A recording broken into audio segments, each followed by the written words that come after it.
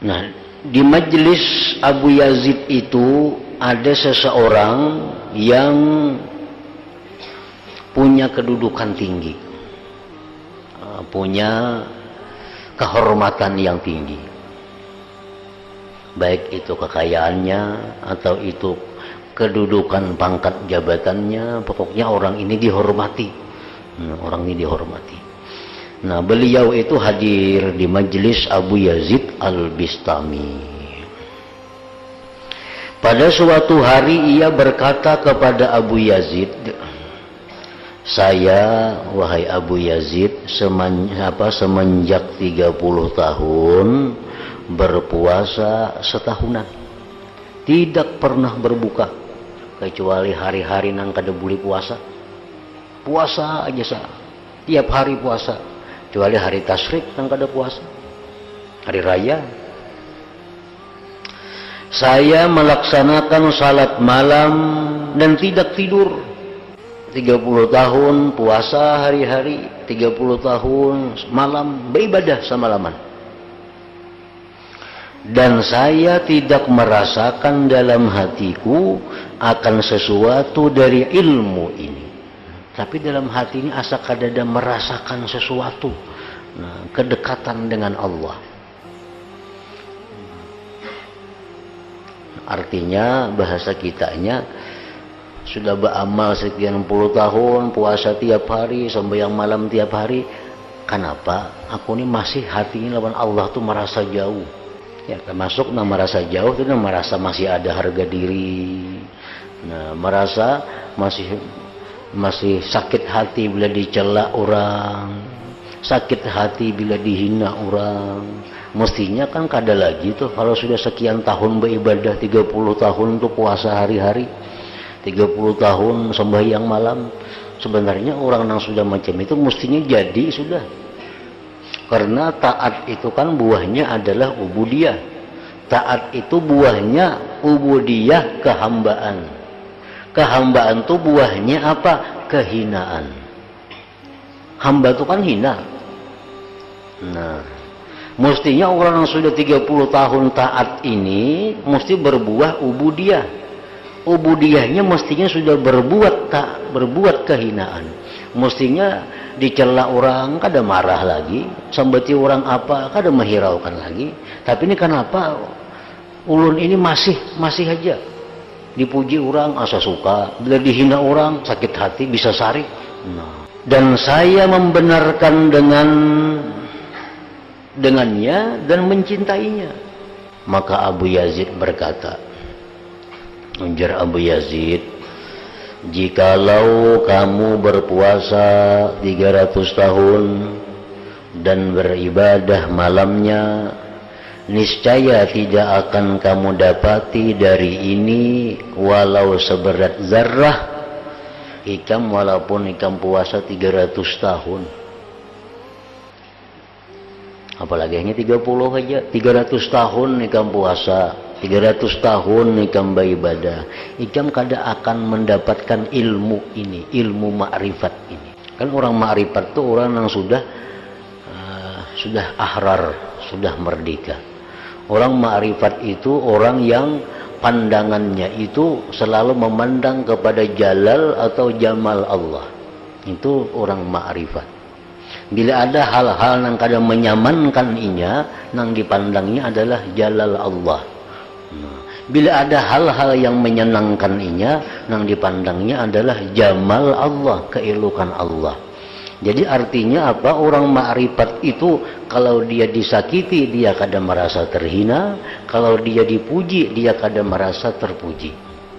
Karena apa? Karena mereka sudah musyahadah. Kalau mereka disakiti, dicela, itu yang bertajalli adalah jalal, keagungan, kebesaran Allah. Nah, kalau mereka dipuji, disanjung, mereka menganggap bahwa Allah bertajalli dengan jamal dan keelokannya. Jadi semuaan orang ma'rifat itu kembalinya kepada Allah. Nah, kada tersinggung disakiti, kada teambung dipuji. Nah, itu orang yang sudah punya ilmu ma'rifat. Nah, si laki-laki ini 30 tahun sudah mengamalkan amalan macam-macam tanpa henti-hentinya, belum dapat lagi ilmu itu. Nah ujar Abu Yazid, ikam jangan 30 tahun, 300 tahun kayak ikam ini kada dapat lagi itu. Niscaya tidak akan kamu dapati dari ini walau seberat zarah, walaupun sedikit. Laki-laki itu bertanya, mengapa? Napa garam? Ngalihnya apa? Abu Yazid berkata, karena kamu terdinding oleh dirimu sendiri. Bukan orang lain yang mendinding, kada. Dirimu sendiri yang mendinding. Artinya apa? Ikam ini jar Abu Yazid, ikam pemurah tuh bujur karena ikam sugih. Ikam penolong lawan orang, ikam bujur karena ikam mampu.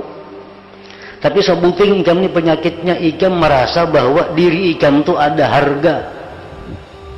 Mudah tersinggung, mudah marah. Nah itu.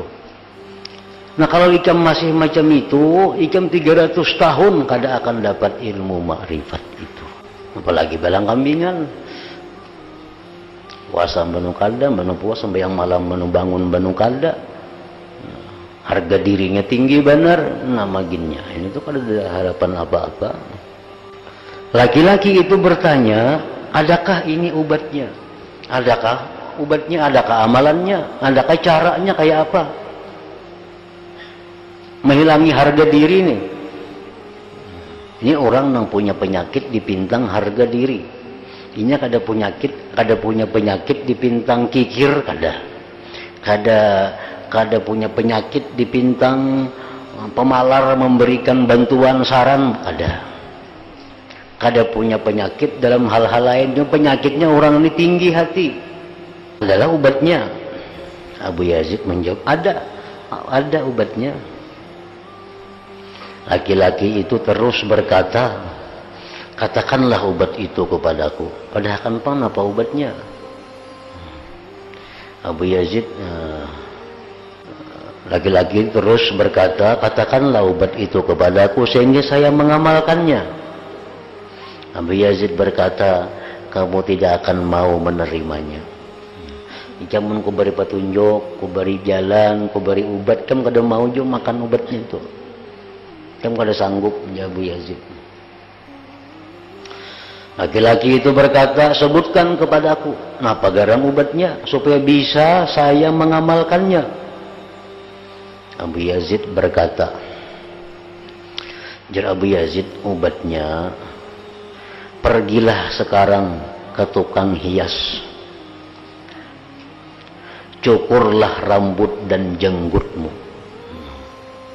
Janggut tuh habis semua dibuangi, rambut ikam tuh gundul semua.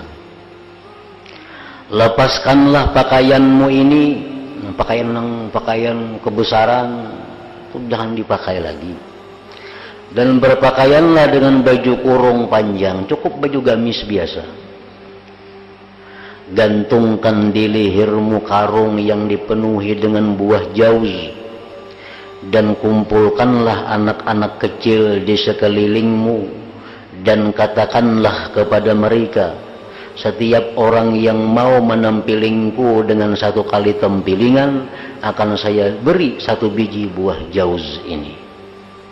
Kemudian masuklah kamu ke pasar dan kelilinglah pasar itu ke semuanya, dan katakan kepada orang-orang yang menyaksikan dan pada setiap orang yang mengenalmu, dan kamu dalam keadaan yang demikian itu.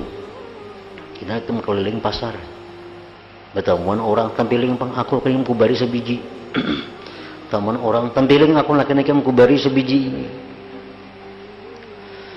Maka laki-laki itu berkata, subhanallah. Ini laki-laki tadi, subhanallah. Kamu mengatakan kepadaku seperti ini, wahai Abu Yazid. Itu kan padahal kan obatnya. Subhanallah, menjadi laki-laki tadi. Abu Yazid berkata, ucapanmu subhanallah itu adalah syirik. Jika mengucap subhanallah itu syirik. Laki-laki itu bertanya, bagaimana bisa begitu? Subhanallah dipadahkan syirik. Abu Yazid menjawab, karena kamu membesarkan dirimu, lalu kamu mensucikannya, dan kamu tidak mensucikan Tuhanmu. Masa kita tuh disambat orang penipu, padahal kita kada penipu. Kita sambat orang yang kada baik, lalu jadi kita subhanallah. Nah itu syirik itu, karena kita menganggap diri kita suci daripada itu, bukan mensucikan Allah, kada maksudnya. Nah itu hati-hati benar itu.